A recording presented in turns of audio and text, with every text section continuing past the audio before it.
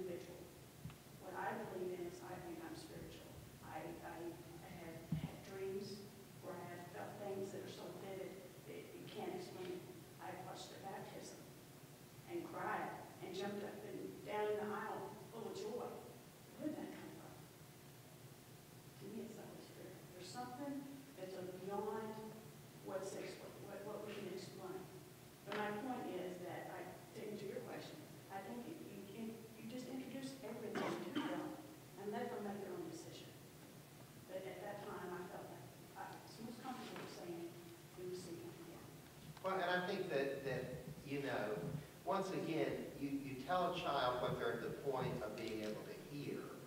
And if the basic truth that you believe and hold is there is a good God and there is something beyond this life, and you can honestly look at your child and say, I believe your dad's in heaven now with a loving God, and that someday we'll see him again. That's your basic core faith beliefs, and you share those with your children. Now, she may come back later and challenge that, and you say, well, honey, that's my belief, and this is the reason I believe it. But it doesn't mean that you have to choose the same way. But you have to give them some answers when they want to know this, and just to say, well, nobody knows, or just, well. We can relate to his way. We're all trying to, seek the truth. We can relate to certain aspects of that religion and so on and so on. But it's, at this time in my life, this is what I feel most. But see, you have a belief structure, and you shared it with your child, and that's what I'm saying. You have a belief structure, whether it's humanism or theism or whatever it is, start with that, because that's what you can say with no one knows you better than children. They know whether you're just making something up. Tell them what's really in your heart, what you believe about it, and that's a starting point for them. I'm just saying, don't be afraid to talk about it.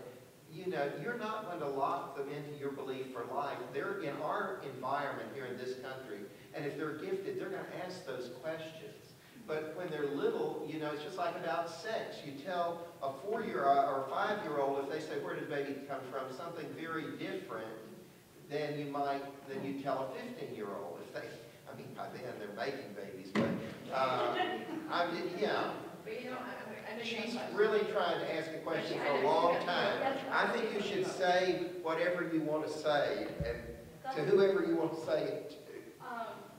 You mentioned that you should take this journey with your child to find, religion, and I totally agree with that. And Not religion, but to find what you believe about the transcendental questions. Okay. What gives life meaning? Okay. Well, I found my answers, and I've helped my daughter the last few years, and we've had fun on the way, by the way. But at what point does the journey end? Does it end when she says, okay, I'm satisfied, I have the answers? Well, it ends, I think it ends, for each of us, it never really ends, because we're all reassessing and all. So she may be ready at this point to say, look, I'm tired of visiting different places. But like if your child likes that and wants to visit and learn things, I think that's fine. But when they're not interested, then you're making them go someplace. Or, at the same time, I'm not saying that if you grew up in a religious tradition and it's your tradition to go to Mass every Sunday or something like that, that just because your child says, I don't want to go, means that you shouldn't go. You're not forcing, they're basic, one of the things, basic morality is taught in each one of these. The stories of the different religions and all. Abner McCall, who was a Texas Supreme Court judge, used to say, if I knew there was no God and no religion, he would say, he would talk about Christianity. He said, I would still be a Christian because of the values it teaches. If I get to the end of life and find out there is no God, is no heaven, I would still want to live by these values. And it's not that you have to be theistic to have values, but you have to have some kind of belief structure. And atheists have no problem with Jesus' teachings. Right. Yeah, exactly. You can look at any of these as this is ancient wisdom, if you want to, but you just need to help them have some hooks to hang some of this on as a starting place. And then they'll go on with their journey, but you help them start the journey, and you answer the questions they're asking. And when they're not asking anymore, you stop trying to force things on them that they don't want to know. I just want to quickly respond to you. It's something that we believe in our congregation, which is it's a journey throughout life, and that we never stop seeking. Now, that doesn't mean that you can't have answers that you've decided are sure and strong in your heart, but life comes at us in astounding ways. And this is, as Rabbi Michael was explaining about the different layers in Genesis, I find that there are different layers in our understanding of the world and life, and we peel back those layers as we go. Sometimes I speak to people who have gone from 70 to 71 and have suddenly realized that they see the world totally differently. And I think it's healthy to recognize that it's okay to still be on that journey at age 71. it's also healthy to say that I know my answers, and I'm sticking with these, at least as long as they hold. I just want to respond to you, the question you were saying. I have a 10-year-old, 11-year-old boy, 7-year-old. And of course, we don't go to church. But these issues about, spirituality and justice and all that, or evolution, scientific versus creationism, we talk about that all the time. Either his friends brought it up, or we see something, read something, we discuss it. And I find books to be really, really helpful. Take them to bed and lie in the bed, talking to them, or reading a chapter together with them, really help, propel these conversations. Like Richard Dawkins, this is great. For example, he's an evolution biologist, and these scientific phenomena, he explained like at the level of little kids with great illustration. Like, let's take for example the story of the rainbow. So he will start out with like different religions explaining how the rainbow was made, from ancient religions to modern religions, how the rainbow was made. It's beautiful and really creative stories. And then he goes and he explains how the scientists explain using the light spectrum and whatnot. And you read with the children, and the thing is, you don't have to be the one giving out the answers. Sometimes the best answer is to go to the right authority. Talk about creationism or Genesis, and go to the theologians and explain their take on it.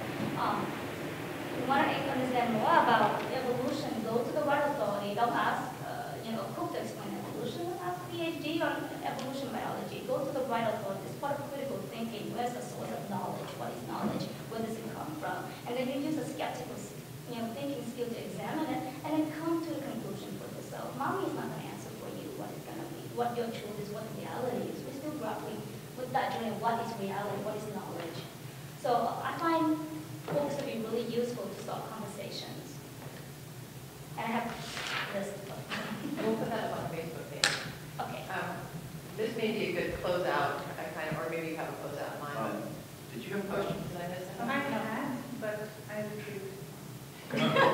Is that your question? Yeah. The one thing that we've talked about in our groups is that as parents, we feel obligated to have answers, give answers, believe our answers. And by the way, this answer is going to change the trajectory of our child's entire life. So you got to get it right. So that knee-jerk reaction, oh no, that's not religion or sex or something that like this is going to scar my kid if I get it wrong. Let me just gather my thoughts, put it out there. I think it's a point well taken that it's a journey, and we should even tell our kids that this is how I feel today. Ask me tomorrow, it might be a little bit different. And I don't have all the answers. And just to sort of take the pressure off of ourselves, when we feel so much pressure to make decisions about where they go to school, what they eat, every little part of, we're constantly trying to calibrate to make sure we get it right. And religion is one of those things where we're not sure we have it right for ourselves. It's difficult for us to feel like we're effectively parenting kids who are asking really good questions, because we might not be getting it right from that. So we're constantly searching, so only if we let them search as well. And as intelligent as they are, they're going to read and they're going to figure it out for themselves. Anyways, constantly looking up here anyway. Yeah. So just enjoy the That's conversation. true. They're relentless. They're relentless with questions. So even if they don't get what they need from us or the books, they'll go to the next person or the next person. Yeah, and their friends too.